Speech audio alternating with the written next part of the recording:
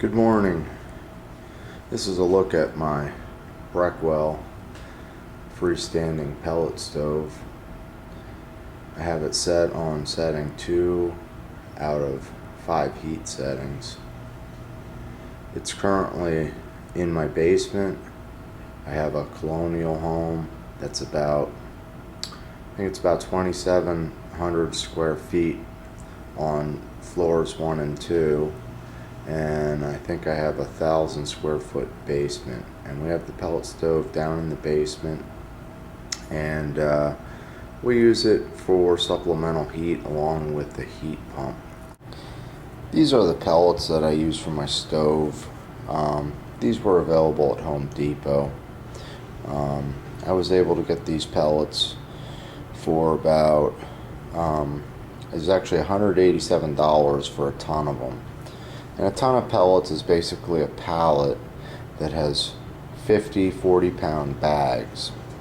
These happen to work real well for me in my stove. They're called stove chow. Pellet prices range around my area, and this is December of 2010.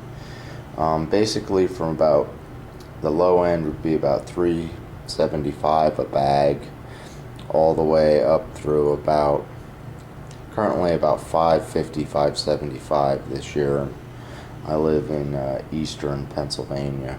I'm going to give you a little bit more information about the pellets.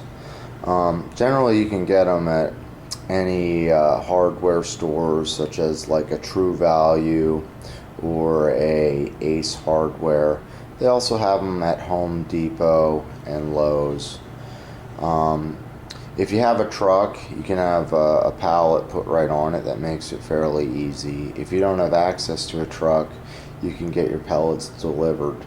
Generally, there's a charge of about $50 to have pellets delivered right to your house.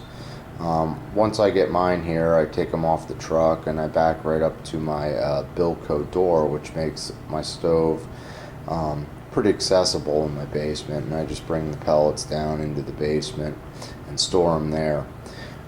You need to keep your pellets dry, so you don't want to have them outside unless you have them covered. And one nice thing about pellets is you don't really have the dust like you do with bringing wood into your house.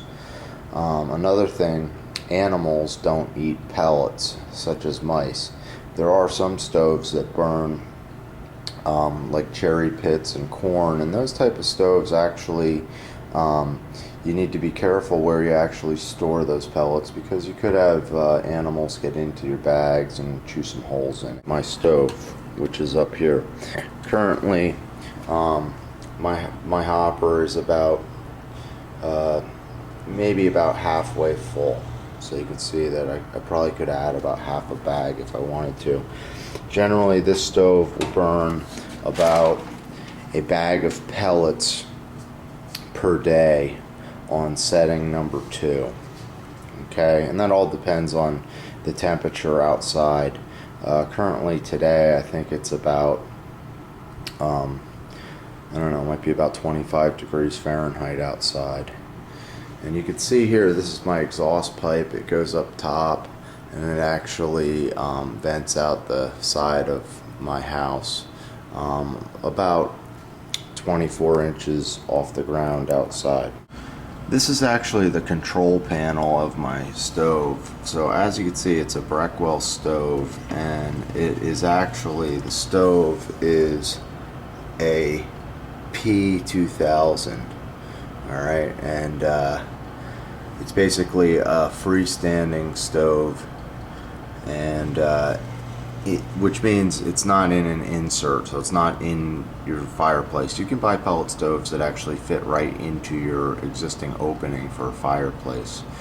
You can see my stove right now is running on setting 2, and when that light on the right, the green light that comes on, is power feed. Basically, these pellet stoves are auger fed, so the pellets come from the hopper and enter into the burn pot through an auger system. So there's 5 settings, 5 being the hottest, And you can also switch the fan from high speed to low. Generally I just keep it on low. You'll hear the stove's a little bit louder with the fan on high. So that's on high, and the fan is right up top here, right where you see the gold trim. The fan is behind there, and that blows hot air out. And right there is the burn box. So you can see what that looks like. And there's the flame burning real nice. I've heard a lot of complaints about stoves being real loud. This stove runs really quietly, but I guess all stoves are a little bit different, depending on, I guess, you know, your house and how they actually run, and I guess how they were handled till they get to your house. You know, some people have the same stove and think it's really loud. I can barely hear this thing, and that's something to consider. For instance, if you want your stove in your living room, you want to make sure that you buy a pretty quiet stove, and you want to do your research as far as which stoves are the best. And there's some good resources online that you can go to determine which stove would actually be suitable for your application. Another thing that's important to have with your stove is a surge protector. A surge protector basically protects the stove from an electrical surge, such as if there's a lightning strike in your area. The control board on these stoves runs for about, most of them are almost $300, and basically you can use a surge protector to protect the control panel, and what that will do is, hopefully if there's a lightning strike, the surge will not pass through the surge protector and your stove will be protected. Here's a look at the burn pot. A little bit earlier I was having trouble remembering exactly what that's called, and the burn pot is basically where your flame is, and it's where the pellets drop down to burn.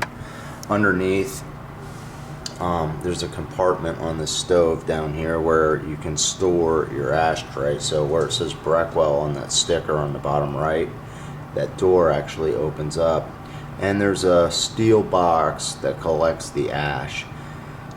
Generally I dump the ash about every, I would say, 3/4 of a ton of pellets that I burn.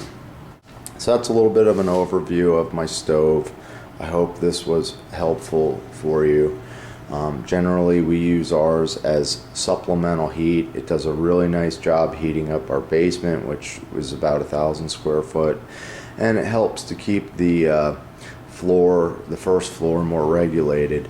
However, I like to run my central my heat pump to kind of circulate the air in the house and keep the house warmer. Basically, by running the stove, it does not heat my whole house. This particular stove is, I think, 50,000 BTUs. So it heats my basement and it keeps the first floor warmer, but I still need supplemental heat. I don't use this as my primary source of heat. If I did, it would really be a fair amount of work to maintain it, add pellets. You have to clean the glass about once a day.